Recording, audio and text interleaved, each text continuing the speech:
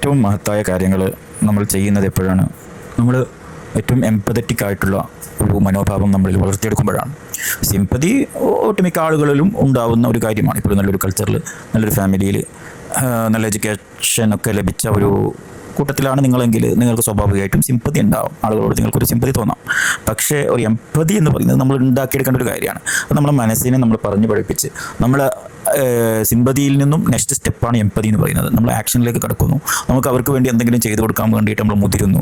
അതിനുവേണ്ടി ആളുകളെ സംഘടിപ്പിക്കുന്നു. അതിനു വേണ്ടിയിട്ടുള്ള പ്രവർത്തനങ്ങൾ ചെയ്യുന്നു. ഇതിനെയാണ് എംപതി എന്ന് പറയുന്നത്. എനിക്ക് ഒരാൾ വഴിയിലൂടെ പോകുന്ന സമയത്ത് ആരെങ്കിലും ഒരു ആക്സിഡൻറ്റിലോ അല്ലെങ്കിൽ എന്തെങ്കിലും ഒരു ആവശ്യത്തിനോ അല്ലെങ്കിൽ എന്തെങ്കിലും അവരൊരു ഏറ്റവും ദയനീയമായ അവസ്ഥയിൽ കണ്ടപ്പോൾ എനിക്ക് അവരോട് സിമ്പതി തോന്നാം.